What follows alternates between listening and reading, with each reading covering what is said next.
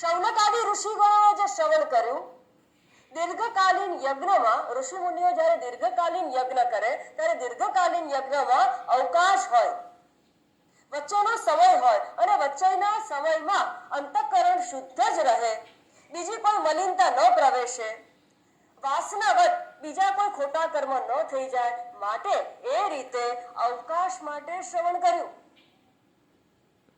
પરંતુ પરીક્ષિત રાજાએ કઈ રીતે શ્રવણ કર્યું?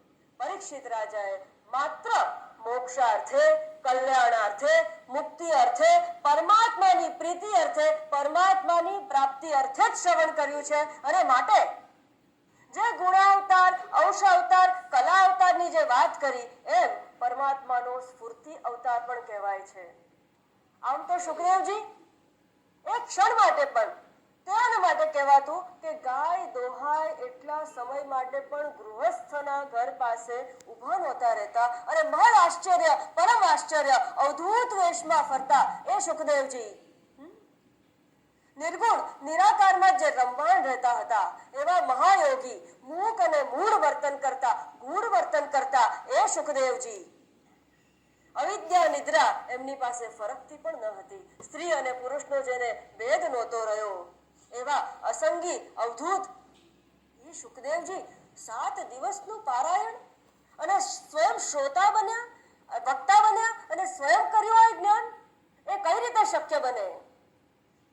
એટલા જ માટે તેઓને સ્ફૂર્તિ અવતાર કહે છે. અને સુખદેવજી પોતે જ કહે છે કે આ પરમાત્માનું, શ્રીમદ નારાયણનું, શ્રી કૃષ્ણ પરમાત્માનું નામ જ કંઈક એવું છે કે એ પોતે જ મને એમની પાસેથી ખેંચે છે. બાકી આ સુખદેવજી એટલે કોણ એની વાત આપણે કરશું ત્યારે ખબર પડશે, જ્યારે મહાત્મ્યમાં આપણે પ્રવેશ કરીશું. આમ શ્રવણ કર્યા બાદ વ્યાસ ભગવાન સમાધિસ્થ થઈ જાય છે અને શ્રીમદ ભાગવતની ગ્રંથ રચનાના કાર્યમાં તલ્લીન થઈ જાય છે. બ્રહ્માજી સૃષ્ટિ નિર્માણના કાર્યમાં રત થઈ જાય છે. નારદ ભગવાન પરમાત્માના નામનો પ્રચાર અને પ્રસાર કરવા બધે જ પરિભ્રમણ કરે છે. એકમાત્ર પરીક્ષિત રાજા જે ક્ષણે શ્રવણ કર્યું એ જ ક્ષણે તત્ક્ષણ ત્યાંને ત્યાં જ મનન, ચિંતન, નિધિધ્યાસન કરી પરમાત્મામાં એકતાન થઈને 7 જ દિવસમાં એ પરમાત્માના સ્વરૂપને પ્રાપ્ત કરીને મુક્તિ મળી. આ બધું શા માટે આપણે જાણવાનું? એનાથી મને શું લાભ? આપણે ખ્યાલ આવશે. માટે જ સુખદેવજીને મુખ્ય શ્રોતા કહેવામાં આવ્યા છે. કારણ કે 7 જ દિવસમાં શ્રવણ કરીને મુક્તિનું તાદ્રશ્ય દ્રષ્ટાંત છે. આ દ્રષ્ટાંતને ખોટું કરી શકાય એમ છે જ નહીં. કારણ કે આ વાત સ્વયં શ્રીમદ ભાગવતમાં જ કરવામાં આવી છે. શ્રીમદ ભાગવત અર્થે થોડા વિચાર, થોડું સ્પષ્ટીકરણ કરી લઈએ, ત્યારબાદ શ્રીમદ ભાગવતના મહાત્મ્યમાં આપણે પ્રવેશ કરીશું. શ્રીમદ ભાગવતની અંદર જે પણ અભ્યાસ છે, જે પણ જ્ઞાન છે, પરમાત્માનું સ્વરૂપ છે. અમે સાંભળ્યું છે કે અહીંયા કંઈક એવું છે આની અંદર કે પરમાત્મા છે, પરમાત્માનું કંઈક સ્વરૂપ છે, પરમાત્મા મળે છે, પરમાત્મા થઈ જવાય છે. થાય છે શું? એની રચના થોડી જોઈ લઈએ. શ્રીમદ ભાગવતનો જે ક્રમ છે અભ્યાસનો, એ સાધન ભક્તિથી સાધ્ય ભક્તિ તરફ લઈ જવાનો ક્રમ છે. અહીં જે જ્ઞાન આપવામાં આવે છે એ સાધન ભક્તિનું પહેલા પૂરેપૂરું જ્ઞાન આપી દેવામાં આવે છે. સાધન ભક્તિ એટલે પરમાત્માને પ્રાપ્ત કરવા માટે, શ્રી કૃષ્ણ પરમાત્માને, નારાયણને મેળવવા માટે એનું જ દર્શન, એનું જ કીર્તન, એના જ વિચાર મગ્ન થવા માટે કયા સાધનની જરૂર પડે છે અને જે સાધનની જરૂર પડે એ સાધનની વાત અહીંયા વિસ્તારપૂર્વક 12 સ્કંધમાં કરવામાં આવી છે અને એને જ ભાગવત ધર્મ કહેવામાં આવે છે. આ ભાગવત ધર્મથી વિસ્તારપૂર્વક સાધન, શ્રેષ્ઠ સાધન પોતાનું તૈયાર કરીને પછી આ જ ભાગવતજીમાં સાધ્ય ભક્તિ તરફ લઈ જવાય છે. સાધ્ય ભક્તિ એટલે પ્રાપ્ત કોને કરવાનું છે? ગંતવ્ય કોણ છે?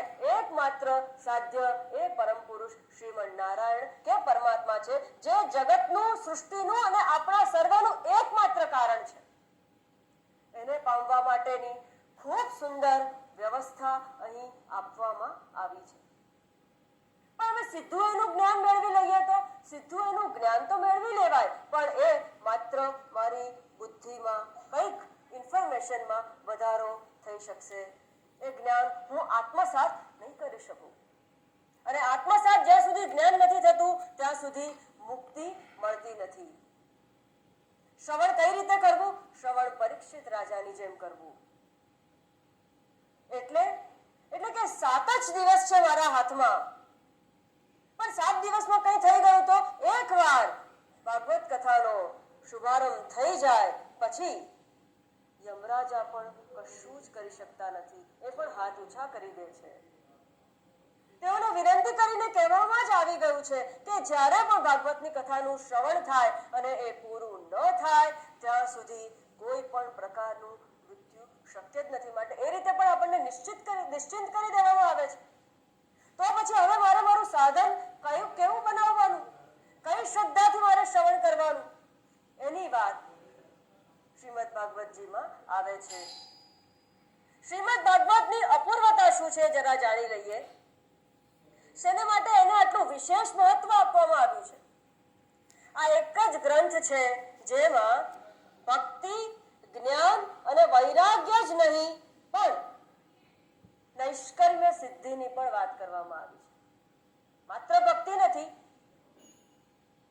ભક્તિ છે તો સગુણ સાકારથી નિર્ગુણ નિરાકાર સુધી, પ્રતીક ઉપાસનાથી અહંગ્રહ ઉપાસના સુધીની, સ્વસ્વરૂપાનુસંધાનમ ભક્તિરિત્ય વિધીયતે સ્વાત્મ તત્વાનુસંધાનમ ભક્તિરિત્ય પરે જગુઃ, ત્યાં સુધીની પરમ ભક્તિ, પરાભક્તિની વાત કરવામાં આવી છે. જે ભક્તિની વાત ઉપનિષદમાં પણ કરી છે. આપણને એવું લાગે કે ઉપનિષદ કંઈક જુદું છે, વેદ કંઈક જુદું કહે છે, ગીતાજી કંઈક જુદું કહે છે અને ભાગવતજીમાં કંઈક જુદું છે. માત્ર ભક્તિ છે. અહીંયા ભક્તિ તો છે પણ કઈ ભક્તિની વાત કરી છે? જે ભક્તિની વાત ઉપનિષદમાં કરી છે. યત્ર દેવે પરા ભક્તિઃ યથા દેવે તથા ગુરૌ તસ્યૈતે કથિતા યથાઃ પ્રકાશન્તે મહાત્મનઃ. જેવી ગુરુમાં ભક્તિ છે એવી જ દેવમાં જ્યારે પરાભક્તિ કરશો ત્યારે જ વેદાંતમાં કહેલા જે ગૂઢ રહસ્ય છે એ તમે આત્મસાત શાંતિથી કરી શકશો. કારણ કે શ્રીમદ વલ્લભાચાર્યજીએ કહ્યું છે કે શ્રીમદ ભાગવતની જે ભાષા છે એ કોઈ લૌકિક ભાષા નથી, એ સમાધિ ભાષા છે, અધ્યાત્મ ભાષા છે. પણ માત્ર સમાધિ ભાષા અંદર નથી. યત્ર પારોક્ષ પ્રિયા દેવતાઃ.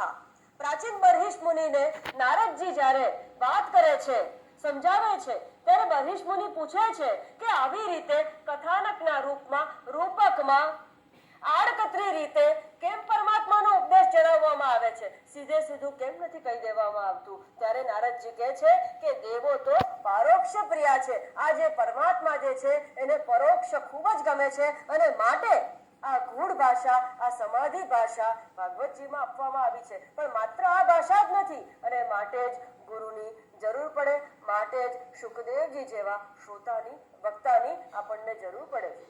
અને જ્યારે વક્તા શુકદેવજી જેવા જો આપણને પ્રાપ્ત થયા હોય તો પરીક્ષિત જેવા શ્રોતા બનવાનું આપણું કર્તવ્ય થઈ પડે છે. અહીંયા લૌકિક ભાષા છે, રૂપકોની ભાષા છે અને સમાધિ ભાષા છે. જ્યારે અવતારની વાત કરે છે, પરમાત્માના ચરિત્રની વાત કરે છે, આખ્યાયિકાનું વર્ણન થાય છે, ત્યારે એ આખ્યાયિકામાંથી પરમાત્માનું હાર્દ, સત્વ અને તત્વ કઈ રીતે, કયા અર્થથી કાઢવું, એ સમાધિ ભાષા જો ન સમજાય, આ 3 ભાષાને, લોકમત ભાષા પણ છે અંદર, આ લોકમત ભાષા, પરાભાષા અને સમાધિ ભાષાને જો છૂટી ન પાડવામાં આવે તો અર્થનો અનર્થ થઈ જાય છે અને કંઈક એવું જ થઈ રહ્યું છે. નહીં તો શ્રીમદ વલ્લભાચાર્યજીને આને પ્રસ્થાન ચતુષ્ટય ન કહેવું પડ્યું હોત. ક્યાંક ચૂકી ગયા હોય એવું લાગે છે. પ્રસ્થાન ત્રયી નહીં, તેઓએ પ્રસ્થાન ચતુષ્ટયની એટલે જ વાત કરી છે. પણ શા માટે અચાનક પ્રસ્થાન ચતુષ્ટયને અમે માનવા લાગીએ? એક જ કારણ છે, આના રચયિતા છે. યાદ કરીએ, જો ભૂલી ગયા હોઈએ તો યાદ કરીએ, આના રચયિતા કોણ છે? સ્વયં સાક્ષાત ભગવાન વેદ વ્યાસજી. રચયિતાને માટે, વેદ વ્યાસજી માટે કંઈક કહેવું હોય તો જેઓએ મહાભારતના 1,00,000 શ્લોકની રચના કરી, 18 પુરાણોની રચના કરી, ભગવદ્ ગીતાને સુગ્રથિત કરીને કાવ્ય રૂપમાં મહાભારતમાં મધ્ય મહાભારતમ ખૂબ સુંદર રીતે પરમાત્માનો એ પ્રભાવ છે એનું વર્ણન કર્યું છે. આ એ જ ભગવાન વેદ વ્યાસજી જેણે બ્રહ્મસૂત્ર લખ્યું છે.